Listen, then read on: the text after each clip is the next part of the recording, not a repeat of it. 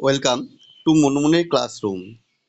আমরা করছি ক্লাস 10-এর অঙ্কের আজ পার্ট 3-এর সেট 2, যেটা 101 পৃষ্ঠায় পাবে।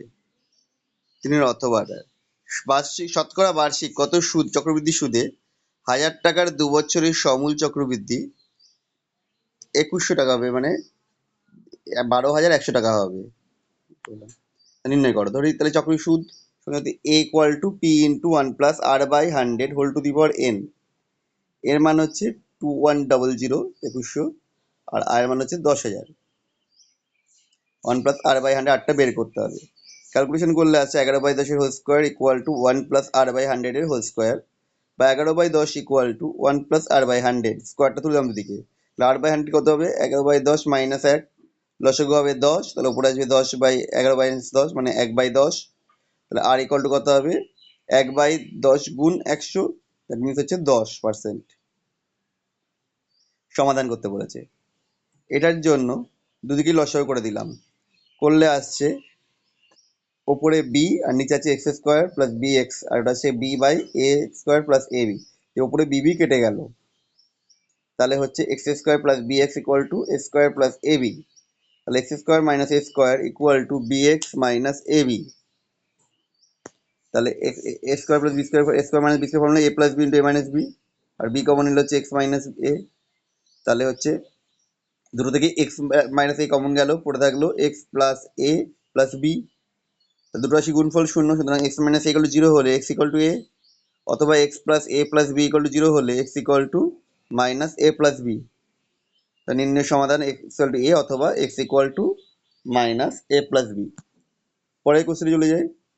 দ্বিতীয় সমাধানটা X by X plus one equal plus হচ্ছে x plus one by X equal to 2 পূর্ণ 1/12। এটাই প্রথমে অপ্রকৃত ভগ্নাংশ নিয়ে চলে এলাম, 25/12 হলো, আর এদিকে লসাগু করে দিলাম x into x plus one.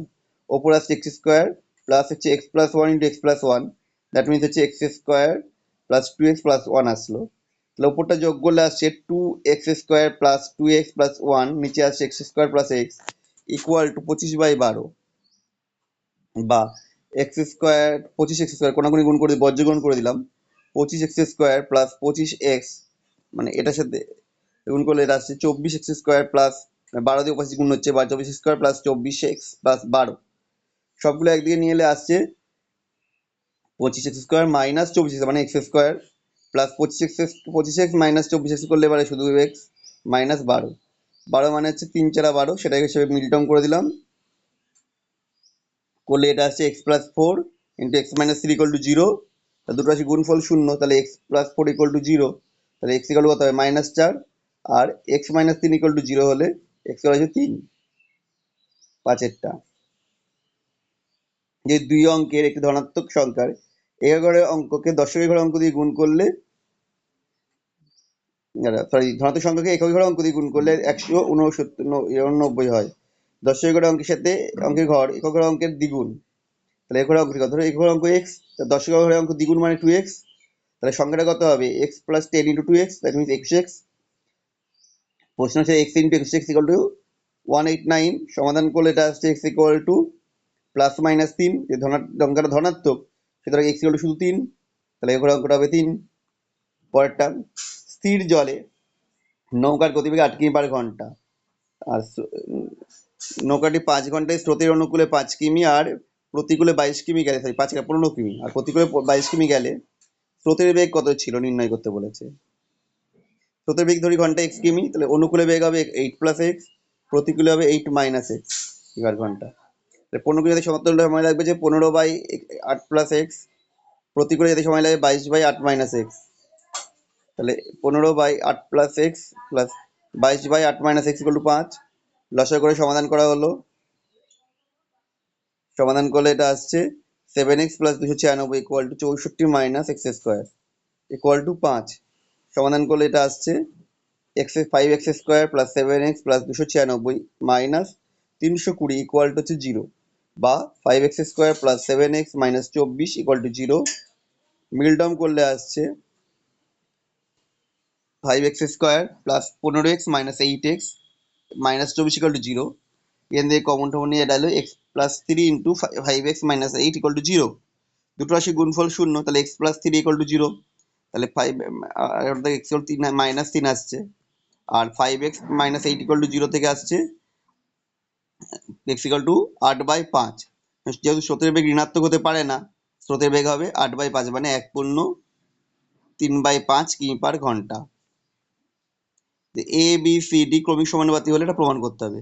তাহলে আমি ধরে নিলাম A by B equal to B by C equal to C by D equal to K. তাহলে প্রথমে C equal to K, C by D equal to K হলে C equal to কে, একেবারে B by C থেকে আসছে decay square, আর এ থেকে আসছে ডিকের কিউব, কারণ বি ইকুয়াল টু সি কে, সি এর মানটা বসিয়ে দিলাম ডিকে, এটা এরকমভাবে আসছে।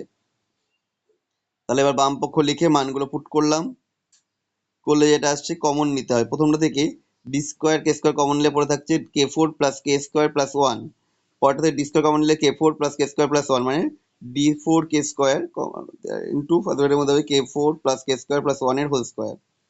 ডান পক্ষে কেউ দিয়েছি, দিয়ে মানগুলো পুট করে দিয়েছি, করলে যেটা আসছে সেই ডি স্কোয়ার কে five plus D square K cube plus D square কে পুরোটা হোল স্কোয়ার। এখান থেকে ডি স্কোয়ার কে কমন নিলাম, করলে এটা আসছে D four K square into K four plus K square plus one এর হোল স্কোয়ার। তাহলে এটা বাম পক্ষ ডান পক্ষটা প্রমাণিত হয়ে গেল।